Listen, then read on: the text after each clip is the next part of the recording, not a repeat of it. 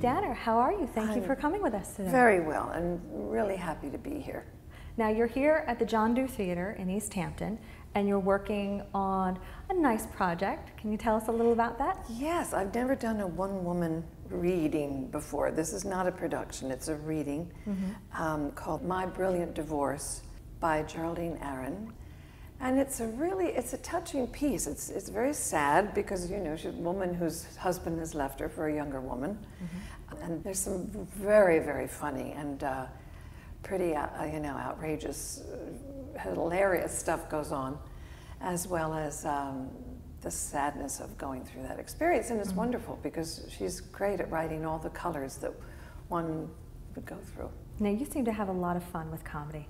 You've done some really fun comedic pieces, and you've got a few really fun things coming up soon.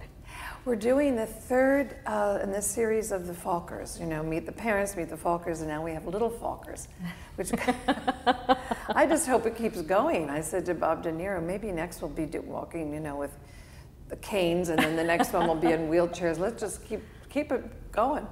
Now, that's coming out in December, Little Fockers, and then I'm about to shoot something that's really wonderful with Adrien Brody and Marcia Gay Harden called Detachment. The director's Tony Kaye, and that's a very, very wonderful script, great richness to it, and many colors, dark, but it's also uplifting. Now you've got some very funny movies beyond Little Fockers. You've got Paul coming up. Paul was a delight to shoot. Paul with Simon Pegg and Nick Frost, and Sigourney Weaver's in it, and it was kids from Saturday Night Live. And I discovered Santa Fe, New Mexico. I'd never been there. I always had wanted to go there, so that was a lot of fun.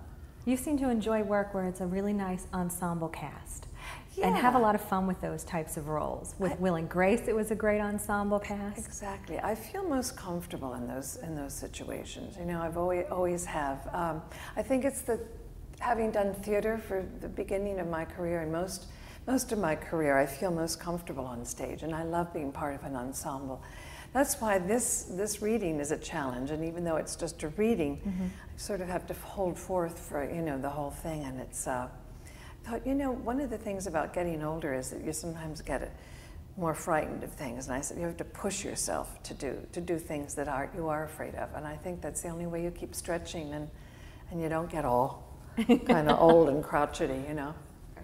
Are there any types of projects that you haven't tried yet and that you'd like to give a whirl at? You know, I'm usually, I think it's from having worked at Williamstown Theater Festival for so many years.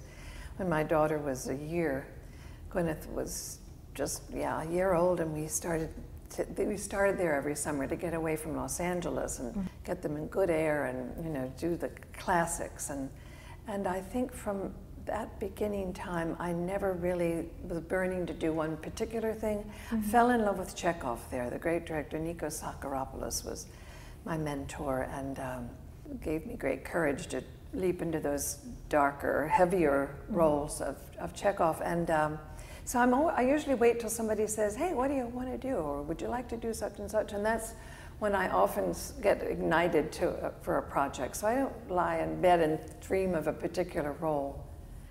Now, beyond the things that you have in production right now, are you always reading scripts and looking, or they just happily, serendipitously come along? You know, it's a mixture. I mean, as you get older, of course, you're playing mothers. I played all those wonderful mothers, and now it's grandmothers and probably great-grandmothers soon. Although I did get to play a wonderful woman in a wonderful project up at Cape Ann Gloucester, Massachusetts, earlier this summer.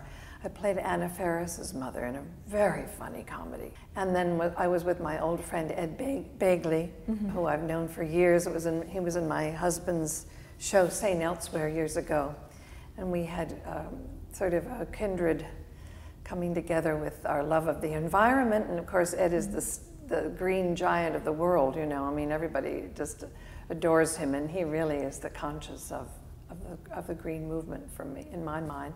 We started, many of us helped start Sidewalk Pickup of Recyclables back in the 80s, late 70s. And Christopher Reeve, our beloved Christopher, who we miss so much, came out and spoke to the school children in New York City and said, Superman recycles, get your parents to recycle, and that was great. So I've been ensconced in this movement for many, many years, and I've just finished building a little cottage out on the end of the island, near the end of the island, which is a geothermal and solar thermal house. I'm thrilled about that, just over the moon about that. Now you've done some work with your daughter, Gwenyth. Yes, we've done, well, we did a few plays at Williamstown together, and we did a movie soon after my husband died. My husband died of oral cancer.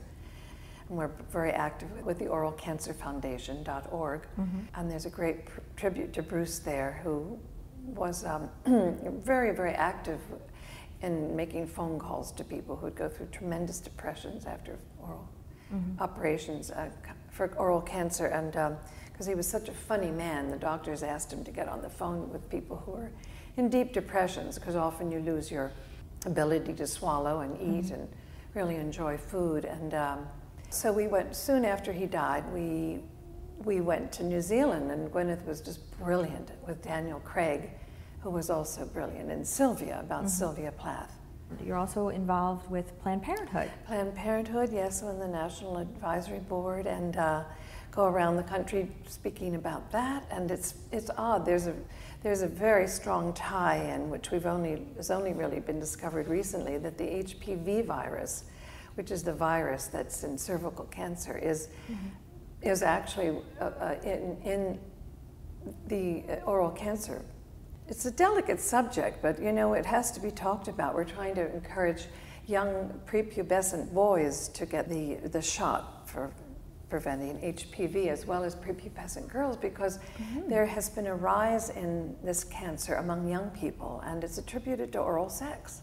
So what we're trying to do is really prevent the disease to getting inoculated against. Your life here in the Hamptons. Yes. What else, when you're out here, do you enjoy about these? Well, I've only been here, short time, relatively short time. My grandchildren are usually here in the summer, and that's they're the light of my life. So I have a great, great time. There's, grist for the mill wherever they go. There'll be a flower, we'll be in the vegetable garden. There'll be a zucchini, and that becomes a telephone. And I mean, I just am in awe of their rich imaginations. To me, the most important thing was raising my children, and I stepped back quite a bit after I'd won my first, I won my only Tony on Broadway, and soon after that I started raising my family. And then you were able to just step right back into it. Your roles on Will and Grace, and then Huff as well. I loved Huff. That was a real treat with Hank, yes, Azario. That was really great fun.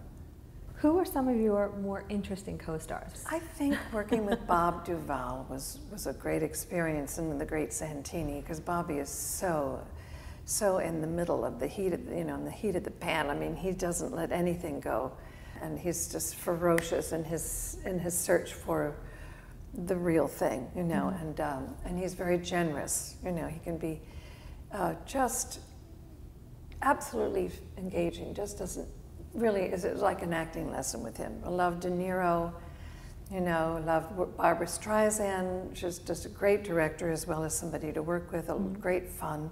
I love to sit and watch them and watch the different takes and finding the different colors that they just sort of, really great actors, I think, never think anything is finished. Just the closing, just till the closing night of a play, they keep digging deeper, or the last shot and last take and a shot on film. They just leave no stone unturned, and that to me is the joy of the working too.